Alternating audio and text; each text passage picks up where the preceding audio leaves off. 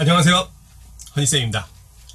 이번 영상부터는 향가를 잠시 공부를 해보도록 하겠습니다.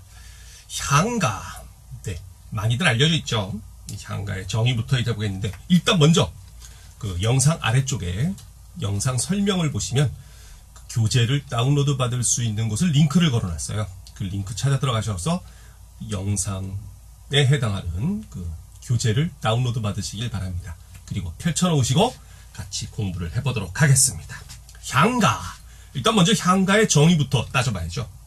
넓은 의미의 정의가 있고 좁은 의미의 정의가 있는데, 넓은 의미의 정의는 중국의 노래를 서울 경자를 써서 경가라고 하고요. 그 다음 오랑캐들의 노래를 시골 향자를 써서 향가라고 했대요. 그런데 우리나라에서는 이 향가라는 의미가 그런 의미로 쓰이질 않고 좁은 의미의 정의로 쓰이죠.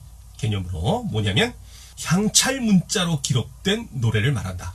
보통 거기다가 이제 시기를 끼워 넣으면 신라 때부터 고려 초까지 지어진 향찰로 지어진 노래를 말한다. 이렇게 되고 있고요. 그 다음에 형식 들어가 보면 형식은 크게 세 가지가 있는데, 그 세 가지 형식에 앞서서 이 우리가 그 향찰 문자라고 하는 것이 한자의 소리 부분과 뜻 부분을 따와가지고서 우리말을 표기를 하는 거기 때문에 완벽하게 표기를 다 못합니다. 그러다가 보니까 음보율이라든가 음수율, 운율과 관련된 얘기를 아예 못하는 거죠. 없었다는 것이 아니고 사실은 따질 수가 없다는 것이 정확하죠. 그 다음에 기본적인 세 가지 형식, 4줄짜리가 있고 8줄짜리가 있고 10줄짜리가 있습니다. 4줄짜리 사구체, 그 구가 바로 이제 한 줄 한 줄 하는 그 행의 개념인데요. 4줄짜리 사구체 4작품이 있죠. 서동요부터 시작해가지고 풍요, 도솔가, 헌화가 이런 것들이 있고요. 그 다음에 이제 그걸 2배로 뻥튀기를 한 8줄짜리 8구체가 있습니다. 이게 이제 처용가와 모죽지랑가라는 것이 있고요. 그 다음 나머지는 전부 다 이제 19체가 됩니다. 가장 발달된 형태죠. 근데 그 19체의 구성을 자세히 보면 앞부분에 전절이라고 해가지고 4줄, 그 다음 4줄은 후절이라고 해서 이름을 붙여놓고, 그 다음에 마지막 2줄을 낙구, 요렇게 이야기를 하거든요. 그래서 전절, 후절, 낙구. 특히 이 낙구 마지막 구는요, 주제구면서 시상을 집약하는 역할을 합니다. 형식적 특징은 이제 감탄사로 시작하는 것이 특징이죠. 아으, 아야, 뭐 요런 식으로 말이죠. 그리고 이 그 감탄사가 나중에 이제 시조나 가사에 영향을 주고요. 그리고 이 19체 향가의 3단 구성, 요것도 시조에 영향을 준다고 보는 학자들이 많아요. 시조가 초장, 중장, 종장 이렇게 3단 구성으로 이루어지고 있잖아요.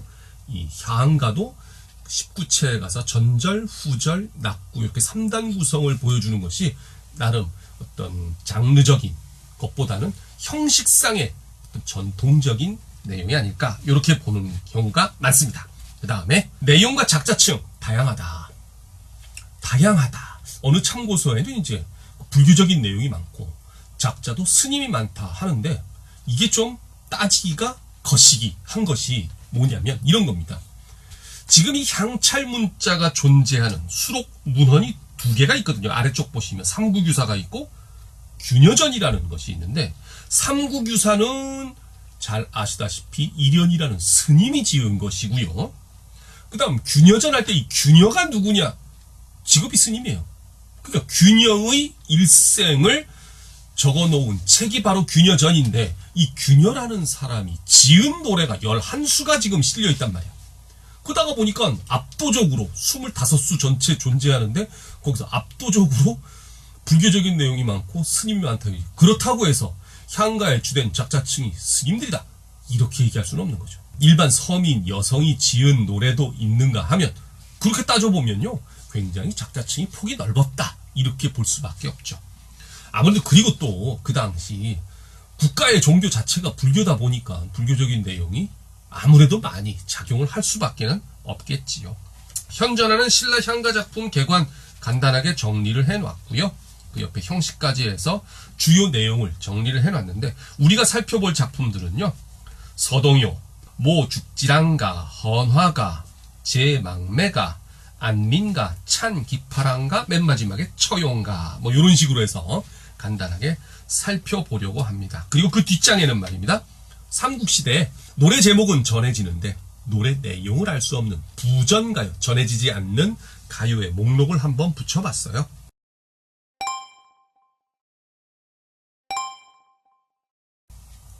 여러분들 한번 참고로 읽어보시고요. 그 중에 하나, 신라의 치술령곡이라고 하는 것이 예전 그 고대시가 설명을 하면서 정읍사와 관련지어서 한번 살펴봤었죠.